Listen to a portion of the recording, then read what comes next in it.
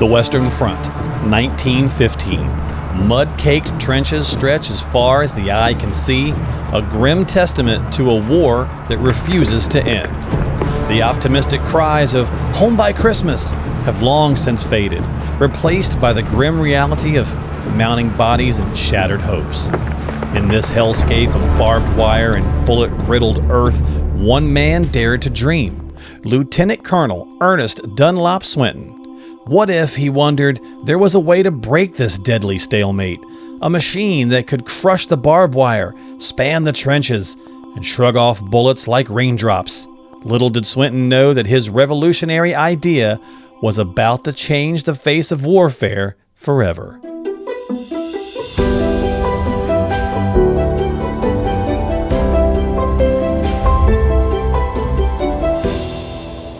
Swinton was a stocky man with a thick mustache and piercing eyes. He'd been serving as the official British eyewitness on the Western Front. He'd seen firsthand the devastating effect of machine gun fire on infantry charges and the seemingly impenetrable nature of barbed wire defenses. As he watched men die by the thousands in futile attempts to cross no man's land, an idea began to form in his mind. One day, while observing a Holt Caterpillar tractor being used to haul artillery, Swinton had an epiphany. What if, he thought, we could create an armored vehicle that could cross the trenches, crush the barbed wire, and withstand machine gun fire? It was a revolutionary idea, but one that would face numerous obstacles before becoming a reality. Swinton began to sketch out his ideas, envisioning a vehicle that combined the mobility of the Caterpillar tracks with the protection of armored plating.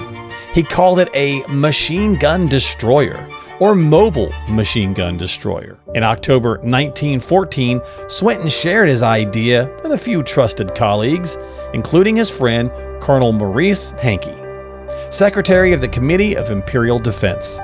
Hankey was intrigued and helped Swinton bring the concept to the attention of higher authorities. However, the military establishment was notoriously resistant to change. Many high-ranking officers scoffed at the idea, claiming that such a vehicle was impractical and that the cavalry would always be superior.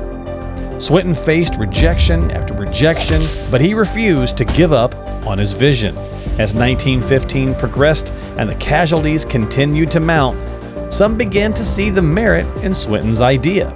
Winston Churchill, the first Lord of the Admiralty, became an enthusiastic supporter. With Churchill's backing, the Landships Committee was formed to explore the development of armored fighting vehicles. Swinton's vision began to take shape. The committee, working in secrecy, collaborated with various engineers and manufacturers to design and build the first prototypes. They were called Landships, or His Majesty's Landships. The project was shrouded in mystery, and to maintain this secrecy, they began referring to the vehicles as water carriers, or tanks, a name that would stick and become iconic. The development process was fraught with challenges. Early prototypes were plagued with mechanical issues, struggling to navigate the rough terrain of no man's land, but Swinton and his team persevered, refining the design with each iteration. By late 1915, the first operational tank, known as Little Willie, was completed. The improved Big Willie, later renamed Mother, soon followed. Those early tanks were essentially armored boxes on tracks, armed with cannons and machine guns. As the tanks are being developed, another peculiar aspect of their history was taking shape: the assignment of genders. The British began referring to their tanks as either male or female. Male tanks were equipped with cannons and were designed to engage enemy fortifications and other tanks. Female tanks, on the other hand, were armed primarily with machine guns and were intended to suppress infantry. This gendering of war machines, not a new concept as the Navy had been doing it for years, might seem odd to modern sensibilities, but it reflected the attitudes of the time. The male tanks were seen as more aggressive and powerful, while the female tanks were considered supportive and defensive. The classification would persist throughout the war and beyond. In early 1916, Swinton was appointed commander of the Heavy Section Machine Gun Corps. which later became known as the Tank Corps. He threw himself into the task of training crews to operate these new machines, developing tactics and advocating for their use in battle. The moment of truth came on September 15, 1916, during the Battle of the Somme. In the early morning mist, 49 tanks rumbled towards the German lines. The sight of these lumbering metal beasts emerging from the fog struck terror into the hearts of the German soldiers, many of whom fled in panic. That first deployment, however, was far from an unmitigated success. Of the 49 tanks sent into battle, only 25 actually saw action, as many broke down or became stuck in the muck. For those that did reach the enemy lines, they proved effective at crushing barbed wire and suppressing machine gun nests, but their impact on the overall battle was limited. Despite the mixed results of their debut, the tank had arrived. It had proven its potential. Swinton and his supporters argued vehemently for increased production and improved tactics. The British High Command, initially skeptical, began to see the value of these armored vehicles. Through 1917, tanks saw action in various battles, each engagement providing valuable lessons, leading to improvements in design and tactics. The Mark IV tank, introduced in 1917, addressed many of the mechanical issues that had plagued earlier models. The gendering of tanks continued to evolve. Some units began experimenting with hermaphrodite tanks, which combined elements of both male and female variants. These tanks typically had sponsons on either side, one with a 6-pounder gun, male, and the other with machine guns, female. November 20, 1917 marked a turning point in tank warfare. At the Battle of Cambrai, the British launched a surprise attack with nearly 500 tanks. The massive armored assault, supported by innovative artillery tactics, achieved a significant breakthrough of the German lines. Although those gains were lost later to German counterattacks, the battle demonstrated the potential of mass tank formations.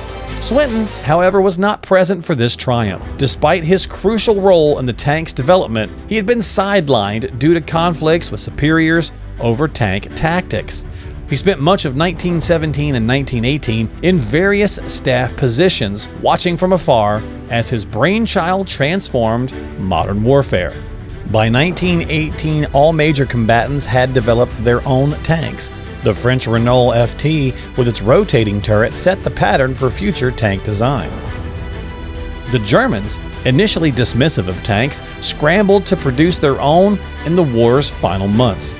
As the war drew to a close, tanks had become an integral part of combined arms warfare. In the 100 Days Offensive of 1918, Allied tanks played a crucial role in breaking the stalemate and forcing Germany to pursue peace. After the war, Swinton's contributions were finally recognized. He was promoted to Major General and appointed Controller of the Tank Corps. In later years, he wrote extensively about the development of the tank, ensuring his place in history as the father of the tank. The legacy of World War I tanks extended far beyond the conflict. The gendered classifications eventually fell out of use, but the basic concept of tanks as mobile armored fighting vehicles remained. Tanks would go on to play pivotal roles in World War II and subsequent conflicts, evolving into the sophisticated machines we know today. Swinton's story is one of perseverance and vision. From a simple idea born in the trenches of World War I, he helped create a weapon that changed the face of warfare. Despite the skepticism and setbacks, his belief in the potential of armored warfare never wavered. Today, every tank that rolls across a battlefield owes its existence to that moment in 1914 when Ernest Swinton looked at a Holt Caterpillar tractor and imagined something more. Hey, thank you for listening to Boots on the Hill, our history of war and politics. Don't forget to hit the subscribe button, ring the bell for notifications to catch new episodes when they come out. We'll see you next time here on Boots on the Hill.